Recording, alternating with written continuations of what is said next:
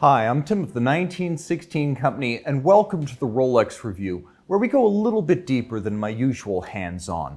Today, we're talking about the Rolex Skydweller through its first generation, from its launch in 2012 through its big break in 2017. We're talking about how this watch, which was once considered a little bit of an oddball, has become one of the most in-demand Rolex models. Before we talk watches, let's talk brand. These are all Rolex Certified Pre-Owned Skydweller models. Rolex Certified Pre-Owned means that Rolex has first authenticated the watch, first to prove that it's a real Rolex, but then also to validate that all of the parts are correct to the model and specification. Now, these watches go through Rolex Certified Service with exclusively Rolex original parts to preserve their value and their integrity. As a result, every Rolex Certified Pre-Owned watch, including the three on the table, is backed by a globally valid 2-year Rolex factory warranty, which means Rolex itself, not a dealer or an individual vendor, stands behind the watch. If for whatever reason you buy the watch in the United States and you need service in London, that can easily be arranged. It is effectively as close as you can get to the new Rolex experience while still owning a veteran timepiece. So let's go back to 2012 when the original version of the watch launched. The Skydweller has a name that seems in keeping with Rolex nomenclature. The Sea Dweller had a long heritage behind it, and the more recent Land Dweller found immediate acceptance. But in many regards, the Skydweller has been the dweller in the cellar, or at least it was. A watch that implies maybe a pilot's application. It was really more of a travel watch with a 24-hour second time zone, independently settable, and Rolex's first annual calendar system. And nobody saw this watch coming when it bowed in 2012. Despite a paper trail of patents dating at least back to the early 2000s, nobody knew that Rolex was going to be coming out with its most complicated watch ever. And this is an example of the very first version. So in full yellow gold, you're looking at the timepiece in 42 millimeters, but 245 grams of mass. And that's the key thing about these very early Skydwellers. They were always precious metal, either with a strap or with a full bracelet, and they were slow sellers in the beginning, which is why these are now among the scarcest Skydwellers ever made, and therefore the most collectible. 245 grams is an absolute ton. For those of us in the old colonies who want something non-metric, that is well over 1/2 a pound. But it's what's inside that counts. And here Rolex Caliber 9001 with 380 parts was the most complex Rolex movement of all time.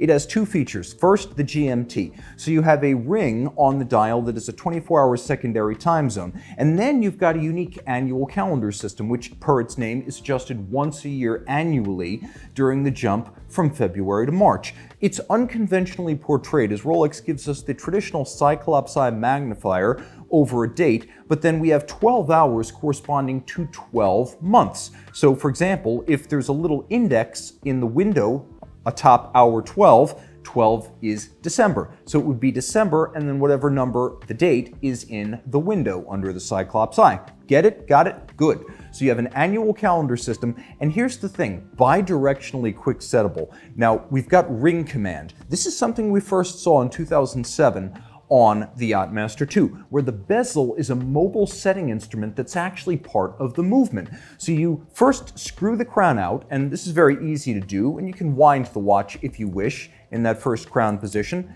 But if the bezel is justified all the way clockwise, nothing's going to happen, even if you pull the crown out to the second position and start turning it. Now, turn the bezel 1 click counterclockwise. Notice how you can immediately adjust the date forward and backwards, and that the little month index will also adjust forward and back. But the watch is still running and we're not affecting the hands or the reference ring. 1 more click counterclockwise. Okay, now you can move the local hour hand. The watch is still ticking, but now I can advance the date forward by driving the local hour hand forward. But let's say I want to set this from the beginning. Turn the bezel all the way counterclockwise. Now you activate hacking seconds, you stop the movement, and everything moves in sync. You have that 24-hour reference ring. That's the first thing you set. Take the bezel, 1 click clockwise. Now you set your local hour, 1 click clockwise. Now you set your calendar. Done, turn it all the way clockwise and screw down the crown. Now inside we've got the caliber 9001, which uses the Saros system based on the orbital paths of planets. It's a very robust and deceptively simple wheel-based annual calendar that is almost completely bulletproof.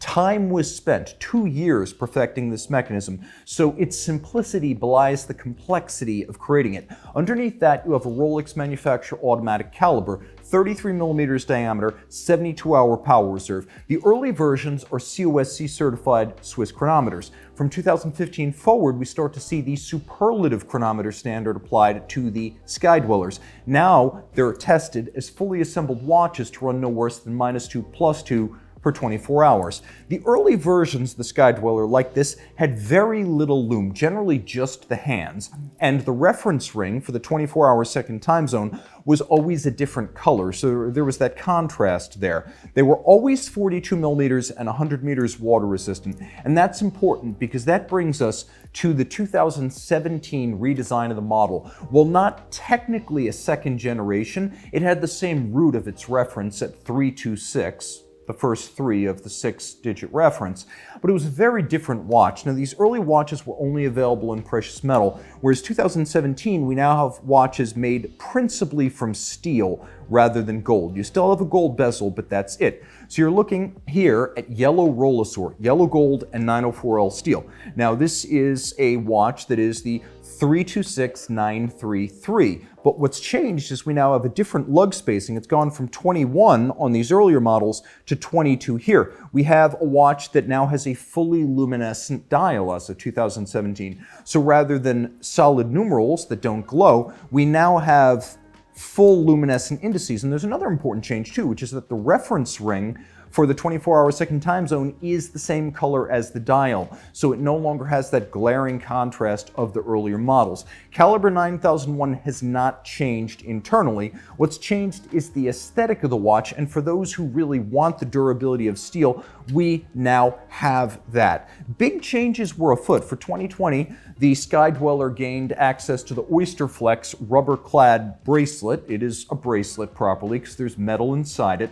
And then for 2021, a year after Oysterflex showed up, we get the Jubilee bracelet on the Skydweller, and that's exactly what we have right here with the reference 326934. 4 at the end of the reference, meaning we have that combination of 904L steel, but then also white gold on the bezel. Now, what's really interesting here is that it's probably more like a giant Datejust than anything else. I always felt that the Skydweller was like a giant Datejust, and with the arrival of a Jubilee bracelet option, suddenly it is even more so. Now, the watch is mechanically the same as it was back in 2017. You can see the dial iterations from 2017 are carried forward. We have the white gold indices, white gold hands, Rolex coronet. The reference ring is the same color as the dial. It is extensively lumed. These early Skydwellers from the very earliest days of the model feature green superluminova, whereas these later ones feature Rolex's chromolite blue lume. Now, in terms of fit, how do they fit? Well, I would say true to size. These are not like big integrated bracelet Royal Oak offshores, which at 42 feel like they're 45. This wears like a 42. It's 14 millimeters thick. Some of these early ones in gold are about 13.8, 13.9, and then you get just over 52 millimeters from end link to end link across the wrist. Now, I'll throw this on my wrist real quick. This is probably the most versatile watch Rolex makes because I mentioned earlier it's sort of a traveler's watch, and what have we got? Well, let's count all of its virtues. A complex calendar, a second time zone, a 3-day power reserve, a better than chronometer certification, lots of lume, a durable steel construction, 100-meter water resistance.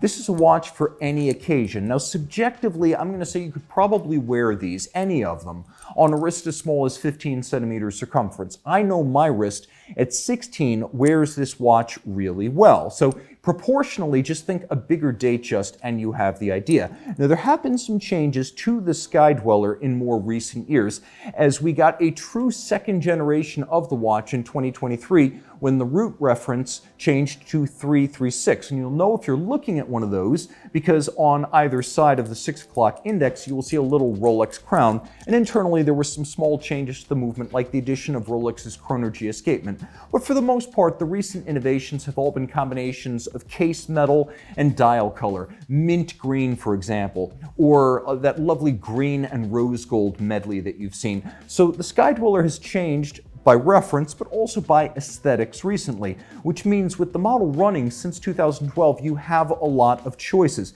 Now, all of them are going to include at least a little bit of precious metal on the bezel, but fundamentally, you've got two big questions to answer, which is, do you want precious metal, and do you want a strap, or do you want a bracelet? Because if you want a strap, you're probably going to be looking at a precious metal early Skydweller from the first years of the watch. Of course, Oyster Flex is going to give you a little bit of a hybrid between a strap and a bracelet. It feels like a strap, it looks like a rubber strap, but because it's metal on the inside, you can't actually cut it.